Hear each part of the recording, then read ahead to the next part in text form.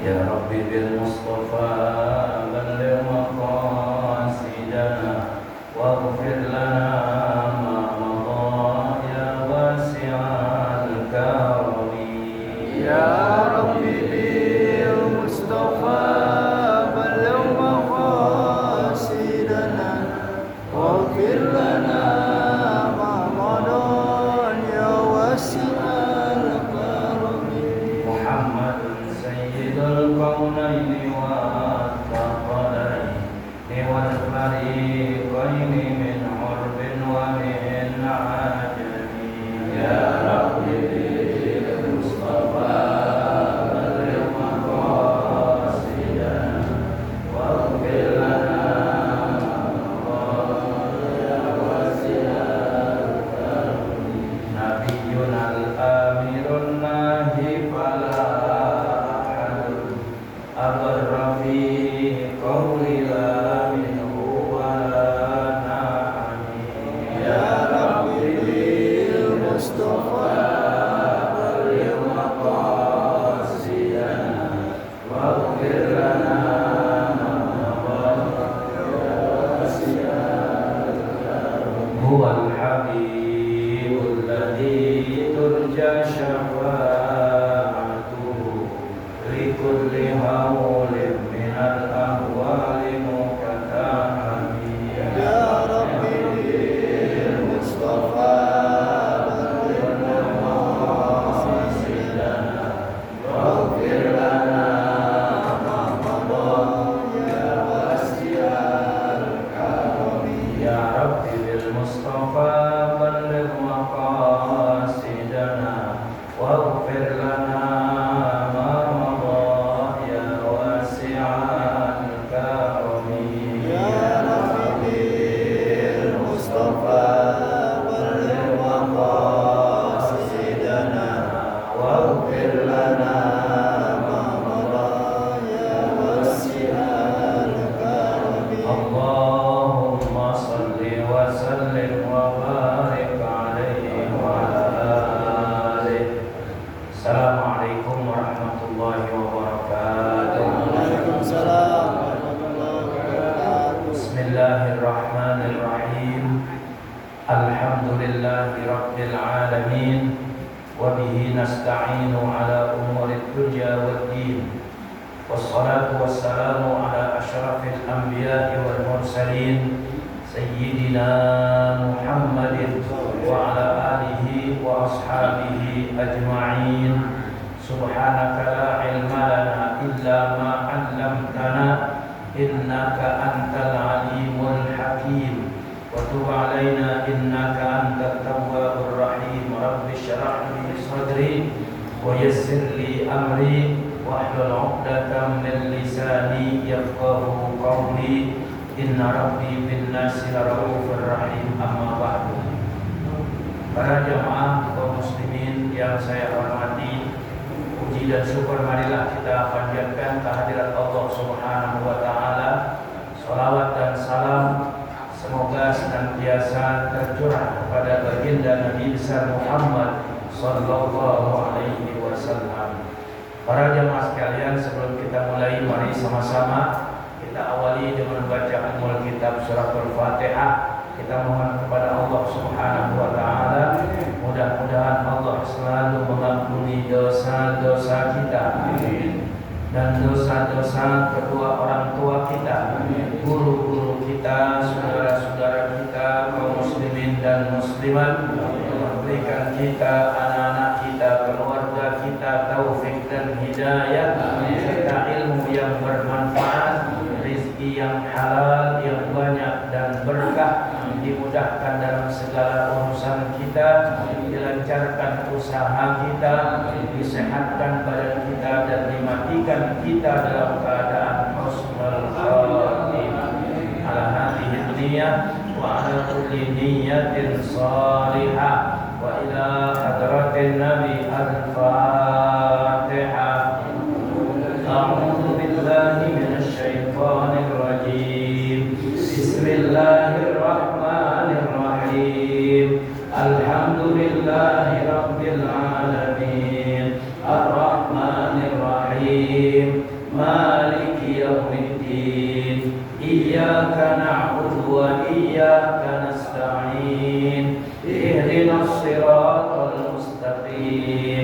siratal ladzina an'amta 'alaihim ghairil maghdubi 'alaihim waladdallin. Rabbighfir lana wa liwalidayna amin. Baik, kita buka kitab Nasaihul Ibad halaman 181. Yang kena wal maqalatus sadisata asyarata. Halaman 181. Ya. Bismillahirrahmanirrahim. Bismillahirrahmanirrahim. Wal maqalatus sadisata asyarata. Wal maqalatus sadisata asyarata. Qala Al-Hasanul Bisriyu Al-Hasanul Bisriyu rahimahullahu ta'ala bainama atufu yauman fi aziffatil basrati ay aduru biha wa fi aswaqiha ma'asya bin abidin wa idha ana bitabibin wa huwa jalisun alal kursiyyi wa baina yadayhi rijalun wa nisa'un wa sibyanun bi aydihim awariru fiha ma'un wa kullu wahidin minhum yastawsifu dawa'an ayyatlubu min dhalika at-tabibi an yadhkura sifati dawa'in lidaihi ay kulli wahidin. Wa qala al-Hasanul Bisriyu fataqaddama asy-syabbu ayil 'alidu ila at-tabibi wa qala ay dzalika asy-syabbu ayyuha at-tabibu hal 'indaka dawa'un yaghsilu ad-dhunuba wa yashfi maradal qulubi wa qala ayat tabibu na'am dzalika 'indi.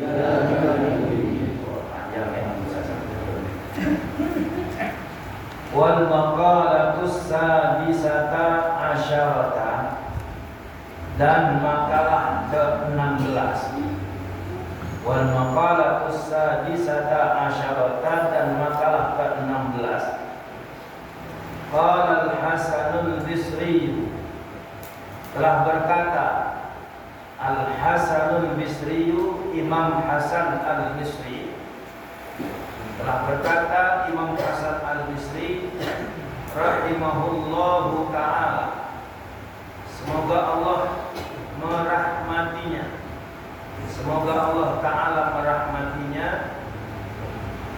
Ia berkata, bainama atufu, ketika aku sedang berkeliling, yauman, pada suatu hari. Bainama atufu yauman, pada suatu hari ketika aku sedang berkeliling, fi azikatil basrati, di jalan-jalan gang kota Basrah. Fi azikatil basrati, di jalan-jalan gang kota Basrah, kota Baghdad. Fi azikatil basrati, di jalan-jalan gang kota Basrah. Ay aduruha, yakni aku berkeliling di di kota Basrah, wa fi aswaqiha, dan di pasar-pasarnya, di jalan gang-gang Basrah dan di pasarnya, ma'asyabin, bersama seorang pemuda, abidin, yang rajin ibadah. Ma'asyabin abidin, bersama seorang pemuda yang rajin ibadah. Fa'ida ana, maka tiba-tiba ana bitabibin, saya melihat seorang tabib, seorang dokter. Maka tiba-tiba saya melihat seorang dokter, seorang tabib. Wa huwa jalisun, dokter itu sedang duduk. Dokter itu sedang duduk alal kursihi, di atas kursi. Wa baina yadayhi, dan di antara dokter tersebut, atau di hadapan dokter tersebut itu, rijalun, ada beberapa orang laki-laki, wanisaun, dan orang perempuan, wasibyanun, dan anak-anak. Di antara dokter tersebut, di hadapan dokter tersebut, ada orang laki-laki, ada orang-orang perempuan, dan ada anak-anak. Bi aidihim, yang di tangan mereka, di tangan anak-anak, orang wanita, orang laki-laki itu, qawariru, ada memegang botol. Qawariru, mereka memegang botol. Fiha, yang di dalam botol tersebut, ma'un, ada airnya. Fiha ma'un, ada airnya. Wa kullu wahidin, dan tiap-tiap orang dari laki-laki, perempuan, dan anak-anak tersebut, yastausiku, meminta resep. Waspun itu bahasa Arabnya artinya resep. Kalau yastausiku, meminta resep, ya, yastausiku, meminta resep, dawaan, ya, akan obat, meminta resep obat. Ai, yakni yatlubu min dalika tabibi, ya, mereka meminta dari dokter tersebut, an yadhkura, untuk menyebutkan, agar dokter itu menyebutkan sifat dawain, sifat-sifat obat mereka, resep-resep obat mereka, lidaihi, untuk kesembuhan mereka. Ai kullu wahidin, yakni masing-masing dari mereka, masing-masing dari laki-laki, perempuan, dan anak-anak tersebut. Faqala Al-Hasan Al-Bisri, lalu berkata Imam Hasan Al-Bisri, fataqaddama syabbu, lalu maju ke depan, asyabu, seorang pemuda, ayil abidu, yakni pemuda yang ahli ibadah, yang rajin ibadah tadi, maju ila tabibi, ke dokter, depan dokter. Dia maju ke depan dokter. Faqala, lalu dia berkata, aidalika syabbu, yakni itu pemuda, ayyuhat tabibu, wahai Pak dokter, wahai Pak tabib, hal indaka dawaun, apakah ada pada dirimu, apakah ada pada dirimu dawaun, obat, ya, karena dokter, orang-orang pada minta resep, dia juga minta resep juga. Hal indaka dawaun, apakah ada pada diri Anda dawaun, obat, yang silud dunuba, yang bisa mensucikan dosa-dosa, yang bisa mensucikan dosa-dosa, wa yashfi, dan menyembuhkan, maradul qulubi, penyakit-penyakit hati. Faqala, maka menjawab siapa? At-tabibu, dokter. Maka dokter menjawab, na'am, ya. Dzalika indi, itu ada padaku. Itu ada padaku. Ya, jadi sampai sini ya. Baik. Nanti tinggal ceritanya aja berarti ya. Bacaan yang ke-16 ini satu cerita yang diceritakan oleh Imam Hasan Al-Basri. Ya, boleh dibaca Basri, boleh dibaca Bisri. Di Al-Hasan Al-Basri. Dia ini termasuk seorang min kibarit tabi'in, ya, dari golongan tabi'in yang paling atas, ya, dari pembesar tabi'in. Karena dia banyak belajar dari sahabat-sahabat. Dia banyak belajar dari sahabat Ali bin Abi Thalib, banyak belajar dari sahabat Anas bin Malik, dia banyak belajar dari sahabat Abdullah bin Umar. Ya, dan dia termasuk seorang sufi yang terkenal min kibarit tabi'in. Ya. Nah, jadi kalau sudah makomnya Imam Hasan Al-Basri ini, dia belajarnya dengan sahabat. Biasanya tabi'in kan belajarnya sama tabi'in lagi. Ya, siapa tabi'in? Ya, kalau sahabat itu orang yang bertemu Nabi, beriman kepada Nabi, hidup dalam keimanan sampai dia meninggal dunia, itu namanya sahabat. Nah, kalau ada orang yang tidak bertemu Nabi dan dia beriman melalui sahabat, ya, dan mati dalam keadaan beriman, itu namanya tabi', gitu ya, tabi' atau tabi'in sebutan kita. Nah, kalau tabi'in ada lagi di bawahnya tabi'in, tabi'. Pengikutnya pengikut. Jadi dia beriman kepada pengikutnya lagi, bukan kepada sahabat. Ya, bukan kepada sahabat. Nah, kalau kita ini beriman juga kepada tabi, berapa tingkatan ke atasnya. Ya, nggak bisa dihitung deh. Sampai ke Imam Syafi'i, Imam Malik, Imam Hambali, Imam Hanafi, bahkan sampai kepada tabi'in, baru sampai sahabat, baru sampai ke Nabi SAW. Udah kebanyakan, ya. Makanya minat tabi'in dari pengikutnya. Ya. Nah, kalau Imam Hasan Al-Basri ini, dia beriman kepada Allah dan Rasulnya, tapi melalui jalur tabi'in, gitu ya. Melalui jalur tabi'in. Kenapa? Dia nggak ketemu Nabi. Kenapa? Karena ketika dia masih kecil, ya, jadi Hasan Al-Basri ini ayah dan ibunya dia budak. Ayah dan ibunya budak. Yang pernah saya katakan, kalau yang namanya budak zaman dulu itu bukan berarti orang susah. Ya, bisa jadi budak itu karena orang yang kalah perang. Misalnya orang Islam kalah perang. Itu nanti mereka yang ditawan-tawan, yang ditangkap jadi budak. Begitu juga kalau ada orang kafir yang kalah dalam peperangan, kemudian dia tertawan, maka dia dijadiin budak juga. Cuman Nabi SAW bijaksananya Nabi, mereka yang ingin bebas dari perbudakan ada syaratnya.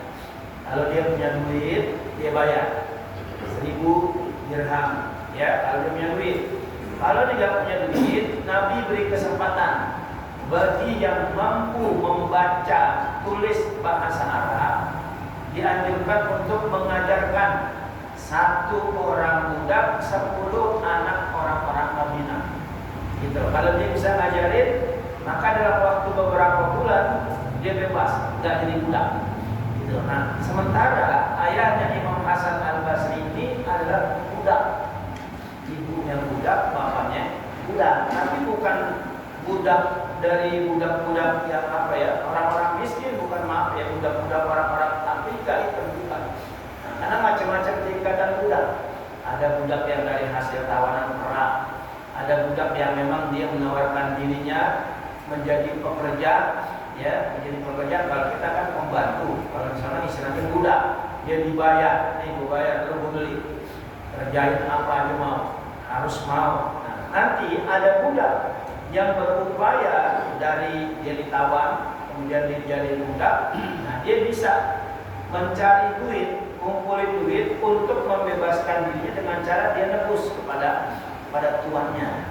Jadi macam-macam budak. Nah, walaupun Imam Hasan Al-Basri ini budak, bapak dan ibunya budak, tapi bukan budak yang rendahan, karena dia budak yang memang dulunya orang terhormat.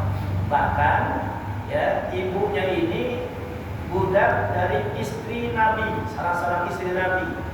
Ya, nah Imam Hasan Al-Basri ini pernah disusui oleh salah seorang istri Nabi Shallallahu Alaihi Wasallam. Ya, karena kecerdasannya, kepintarannya, dan kealimannya sehingga dia menjadi tokoh besar.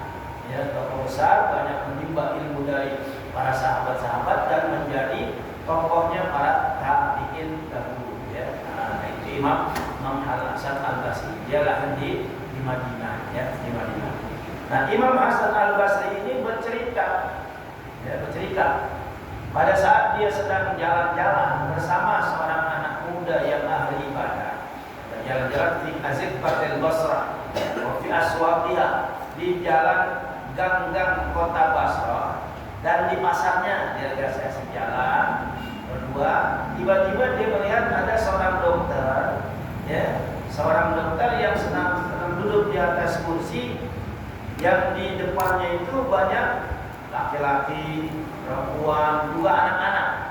Ya, seorang tabib yang di depannya banyak orang laki-laki, orang perempuan dan anak-anak. Nah, mereka semua ini laki-laki, anak perempuan dan anak-anak ini mereka minta resep karena mereka banyak mengalami penyakit.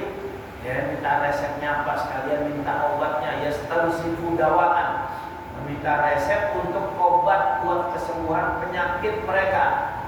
Nah, begitu Imam Hasan Al-Basri dan anak muda ini ngeliat, disamperin. Fataqaddama syai'u, didatengin itu tabib, lalu dia bilang, ya, ayyuhat tabib, hal indaka dawa'un? Apakah engkau mempunyai obat, ya, yang bisa membersihkan dosa-dosa? Kalau orang minta resep penyakit ini, penyakit diri, ya, penyakit pribadi, penyakit badan. Kalau ini kan bukan penyakit badan yang dia minta. Aneh nih. Ya, kalau kita dokter, ya Pak dokter, saya batuk nih, radang, minta resepnya dong, kan gitu. Saya punya penyakit mata nih, minta resepnya dong. Punya ini punya resepnya. Ini justru dia bukan minta resep atau obat penyakit luka-luka yang ada di badannya, tetapi yang dia tanyain apa? Al indaka dawa'un yaghsilud dzunub wa yashfi maradhal qalb. Apakah engkau, hai dokter, punya obat yang bisa menyembuhkan, membersihkan dosa-dosa dan penyakit-penyakit hati? Dokter komplit lagi nih. Dokter komplit, dokter bukan cuma dokter penyakit luar saja, penyakit dalam dia punya juga, dia bisa juga, jadi hebat nih ya. Hebat, kata dokter kan di rumah sakit kan penyakit luar doang, ya, yang dia bisa sembuhin, penyakit jantung, penyakit ini gitu kan. Nah, ini enggak nih. Ini dokter hebatnya bisa mengobatin orang dan mengetahui resep-resep penyakit luar dalam. Sampai dokternya bilang apa? Nah, zalika ini, ya, aku punya, itu ada pada mau mensucikan diri dari dosa, kemudian kalau mau menyembuhkan penyakit hati ada pada. Itu tadi kita baca sampai situ, ya. Nah, kemudian saya lanjut aja, biar takutnya nanti kelamaan kalau baca. Begitu dokter bilang, iya ada, itu ada pada obatnya. Waqala ay asyabu, yaitu di halaman 183. Lalu anak muda itu berkata, hati ay ahdil dzalika dawa'ali. Nah, kalau memang ada, kau punya obatnya, ayo beritahu kami. Beritahu aku apa, ya, obat yang bisa mensucikan dosa dan mengobati penyakit hati. Nah, ini bahasanya tinggi, bahasa tinggi. Kenapa? Karena ada unsur tasbih. Ada unsur tasbih, penyerupaan, ya, penyerupaan.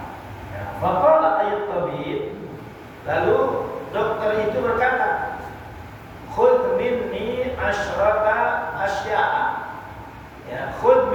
asyrata asya, ambillah dari aku asyrata asya 10 macam minal aqafiri dari ramuan-ramuan. Ini ramuan-ramuannya nih. Ya, ramuannya bukan kayak kita. Kalau kita mau bikin apa tuh? Bir peletok. Kan ramuannya ada serai, jahe, ya kan itu ramuan-ramuan kan, jamu-jamunya. Kalau dia enggak nih. Ini apa? Khudh minni asyrata asya'a. Ambillah dari aku 10 macam minal aqafir dari ramuan-ramuan. Ramuannya dari ramuan akar-akar pohon, ya. Qala yang pertama, khudh uruqa syajaratil fakri ma'a uruqi syajaratit tawakkul. Ambillah akar pohon kefakiran. Ambillah akar pohon kefakiran ma'a uruqi syajaratit tawakkul beserta akar-akar pohon tawakkul. Kan bingung kita, ya. Ambillah akar pohon kefakiran, kemiskinan, ya, beserta akar pohon tawadhu, rendah diri. Maksudnya apa? Ambillah akar pohon kefakiran dan akar pohon ketawaduan, jadiin satu. Jadi satu. Kenapa? Karena kedua-duanya ini, ya, di sini dikatakan syubbihal faqru wat tawadhu bis sajarati. Diserupakan kefakiran dan tawadhu itu dengan pohon. Jadi fakir, tawadhu. Fakir itu kan artinya miskin, ya, miskin. Tawadhu artinya apa? Rendah diri, rendah diri. Ya, ini diserupakan dengan pohon. Ya, kenapa? Fi kauni kulli murtafi'an. Karena keadaannya yang tinggi. Fakir itu di mata Allah itu tinggi. Jadi yang tinggi di mata Allah itu bukan orang kaya. Kenapa? Kebanyakan mereka orang-orang yang mempunyai tingkatan kewalian, tingkatan kenabian, mereka adalah orang-orang fakir. Rata-rata itu orang-orang yang menjadi tingkat para wali, walaupun awalnya dia kaya. Awalnya dia kaya, tapi setelah itu dia tinggalkan kekayaan tersebut, dia menyendiri, ya, dia tinggalkan semua kekayaan tersebut, dan akhirnya dia menjadi fakir, tidak punya apa-apa. Kenapa? Karena kekayaannya sudah diserahin orang lain. Seperti contoh, misalnya Malik bin Dinar. Malik bin Dinar itu, Malik aja artinya raja, Dinar harta, rajanya harta. Ya, nah, ketika dia memiliki harta yang banyak, ya, itu di dalam dirinya itu banyak sekali penyakit.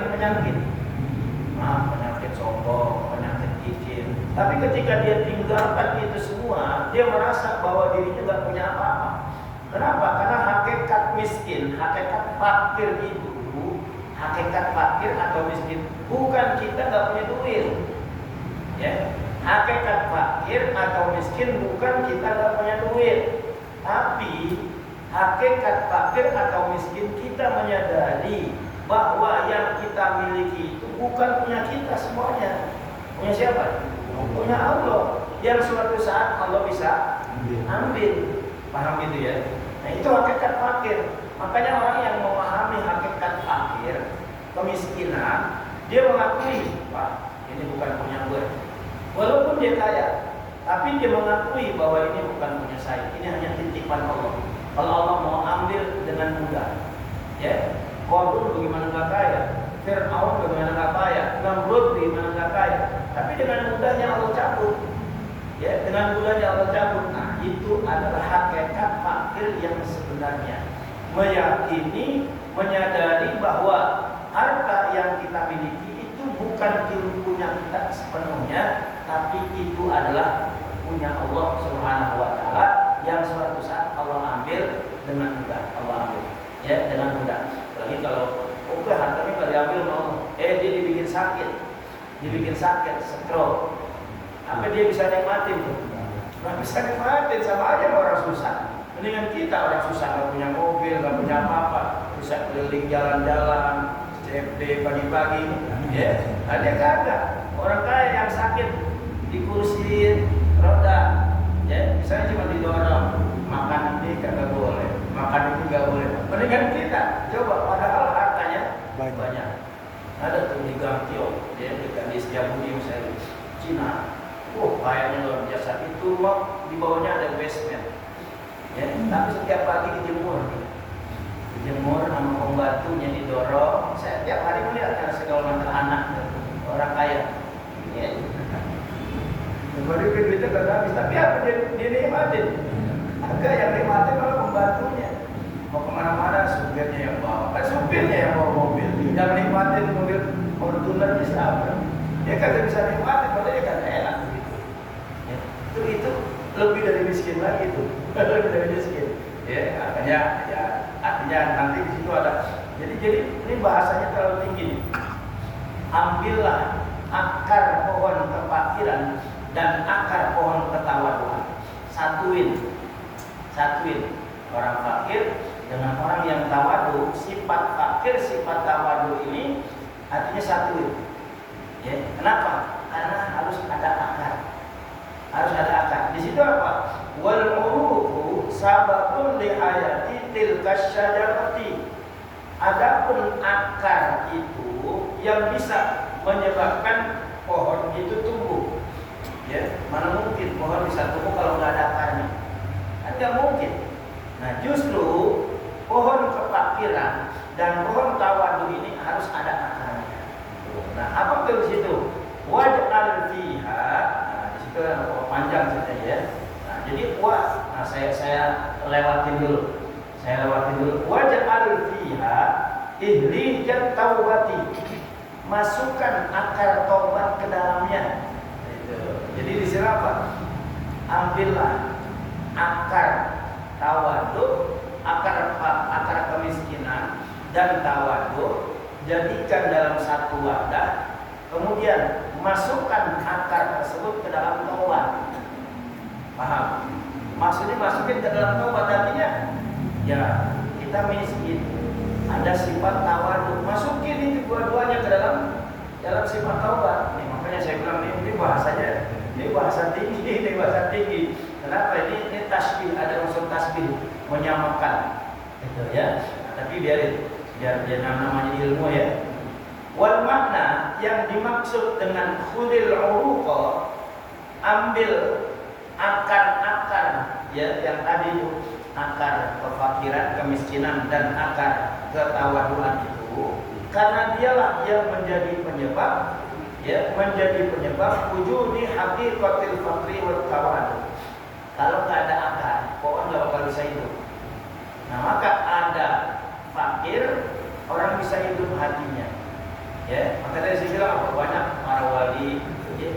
Nabi Muhammad sebenarnya kaya atau miskin? Kaya. Nabi kaya. Tapi Nabi kalau diperlihatkan, mana rumahnya Nabi? Mana hartanya Nabi? Nggak ada. Tapi Nabi kaya.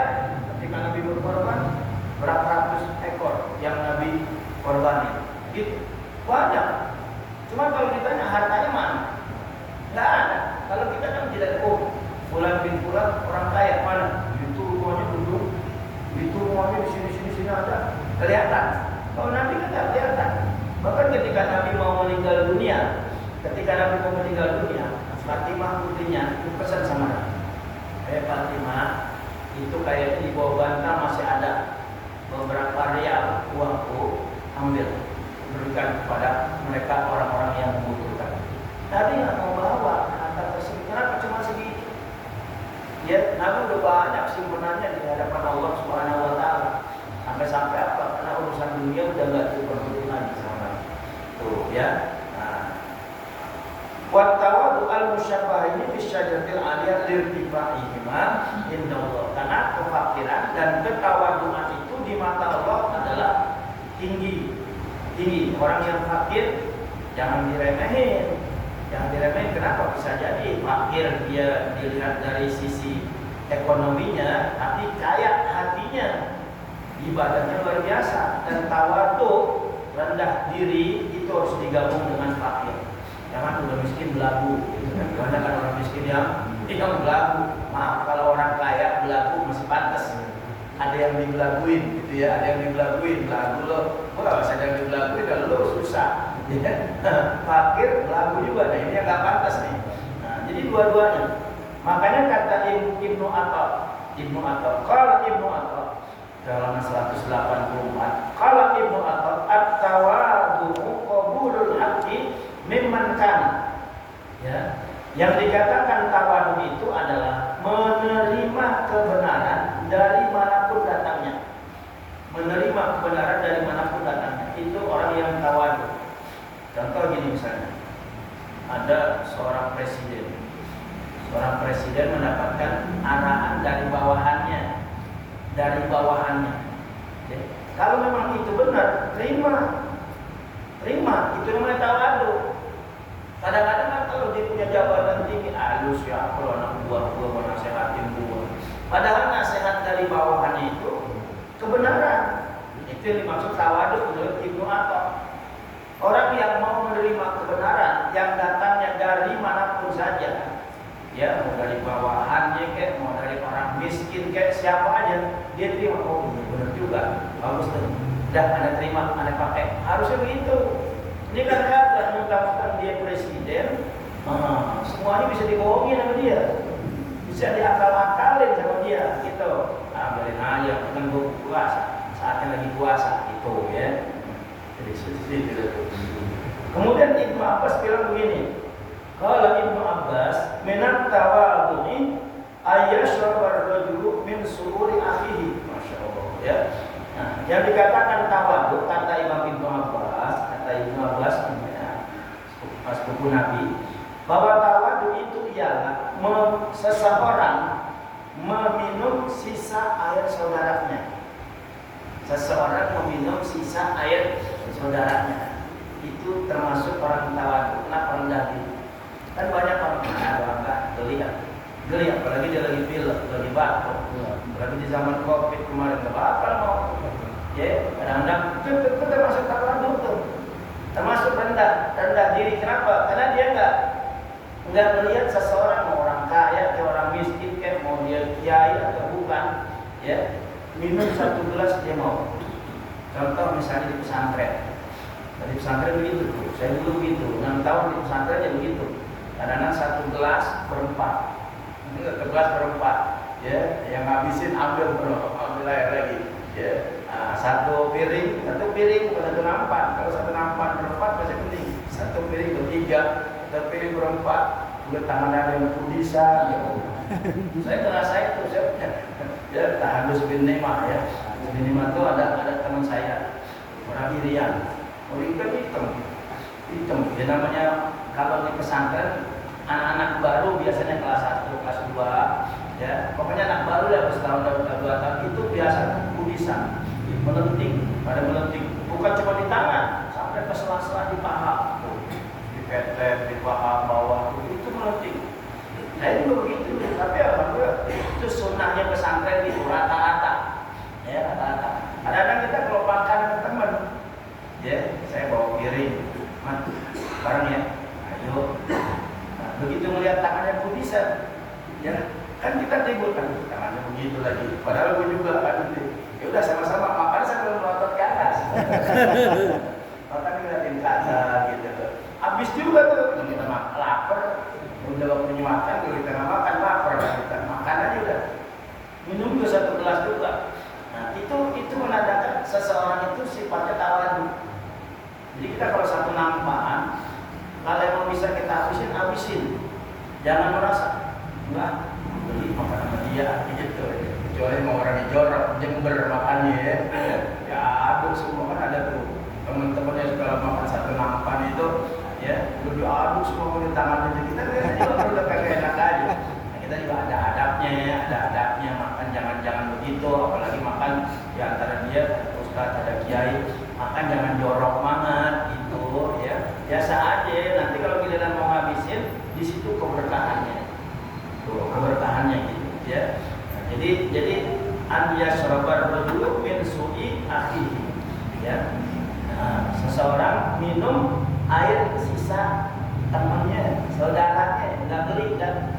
Gitu. Kita kan juga geli kan? Geli itu namanya orang masih belum Itu tawadu.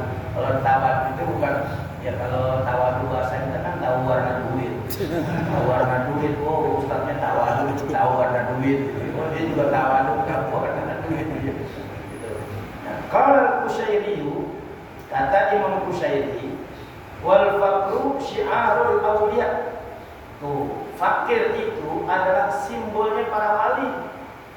Ya, walaupun dulunya asalnya tadi dia orang kaya, kekayaannya ditinggalin semua. Kenapa? Karena dia ingin mendekatkan diri kepada Allah. Dia tinggalin semua. Itu Malik bin Dinar gimana nggak kaya? Tapi setelah dia dapat mimpi, ditinggalin itu semua harta kekayaannya. Dia jadi raja, dia serahin ke yang lain. Ya, jadi wali. Tuh, ya. Kalau kita mau ninggalin, kalau punya apa-apa kita mau tinggalin ya. Kalau kita punya kontrakan banyak, gitu ya, kita tinggalin bini kita, ya. Abang mau ya mujahadah nih, mau jadi wali, tinggalin tuh harta kekayaan. Kita nggak sibuk karena ada kontrakan. Nah, ini kita kagak jalan-jalan keliling sana kemari maaf kayak jamaah tabligh. Harus ini mikir dulu. Gue punya kontrakan banyak. Kalaupun gue tinggal 3 hari juga, anak ininya nggak bakal laparan, nggak bakal sengsara. Ini kagak, ya kerja kagak, anak punya, ya anak mau bayar sekolah ditinggalin 3 hari itu pusing bingung. Wajar kalau ini minta cerai. Kenapa dong dia kagak? Kalau ditinggal nih ya, abang mau jalan 3 hari itu 10 juta. Enak ini udah besok jalan lagi bang, jalan lagi. Yang ada nih kagak pergi lagi ditanyain, yang penting 10 juta aman. Jadi kamu mau terus 3 hari ya 10 juta siapa yang mau ngasih? Itu sih kagak, udah kagak ada yang tinggalin. Karena saya pernah begitu. Ada tetangga maaf, ya anaknya sakit dia lagi keluar 3 hari. Ada saya yang bawa ke rumah sakit, saya telepon ente anaknya itu sakit. Udah Ustaz, ada pasrahin kepada Allah. Pasrahin tapi dia obatin nih bini ente kesian. Bini ente kesian. Ya habis mau gimana? Anak kan udah izin. Iya bener udah izin, ente tinggalin apaan? Duit gak? Jadi ya tinggalin duit gak? Buat berobat kagak. Akhirnya kita yang bawa. Coba pulang, omel-omelin. Tapi masih jalan terus. Gak apa-apa kalau dia punya modal buat tinggalin bini sama anak. Bismillah, jalan. Bukan nggak boleh, boleh. Tapi ingat juga itu kan kewajiban kita, ya kewajiban kita gitu. Ini panjang ceritanya dia. Wahil yatul awliya, dan kefakiran itu juga perhiasan orang-orang yang suci, orang-orang bersih. Tuh, ya. Waqtiyallahi ta'ala li khawasihi minal atqiya wal anbiya. Dan orang-orang fakir yang ahli ibadah itu pilihan Allah. Masya Allah, itu pilihan Allah. Liqawasihi, yang Allah khususkan buat dirinya, minal atqiya wal anbiya, dari golongan orang-orang yang bertakwa dan juga dari golongan para nabi. Ya. Sampai sini ada yang mau ditanya? Panjang masih panjang, itu baru satu tadi. Silakan.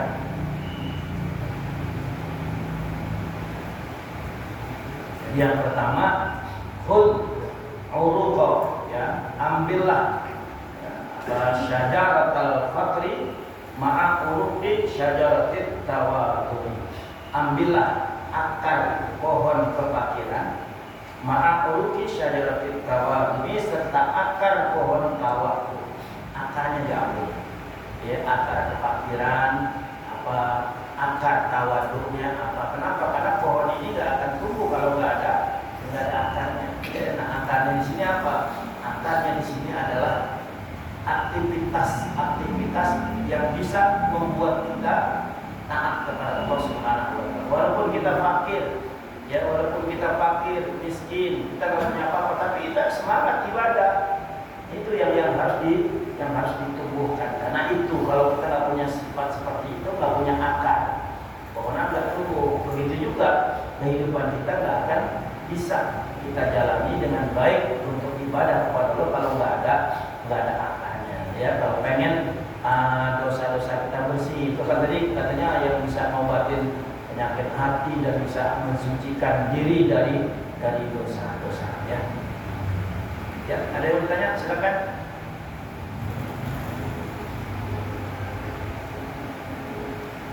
Baik, kalau nggak ada saya lanjut dikit ya, dua tadi itu. Waj'al fiha, dan jadikanlah fiha padanya, artinya pada fitil kalau pada akar tersebut ihrijat taubati, yaitu ramuan-ramuan taubat. Masukkan akar taubat itu ke dalamnya. Jadi kalau sudah ada akar fakir, akar kefakiran, akar ketawaduan, masukkan di dalamnya adalah taubat. Ya, taubat. Itu taubat modal itu buat membersihkan dosa-dosa. Hadza min idhafatil musyabbah lil musyabbah. Ai ij'al taubata al musyabbahata bil ihri. Yakni jadikanlah taubat itu, ya, jadikanlah taubat itu yang diserupakan bil ihriji dengan jamu. Jadi taubat itu diserupakan dengan jamu. Ya, ramuan-ramuan itu akar-akar dari kefakiran, akar-akar dari tawaduk dicampur jadi satu, ya, kan jadi jamu. Nah, kemudian ij'al fiha ihrijat taubati, masukkan akar taubat ke dalamnya. Kalau tidak ada fakir, tawaduk bergabung, nah, kemudian tinggal masukkan lagi akar taubat, ya, akar taubat.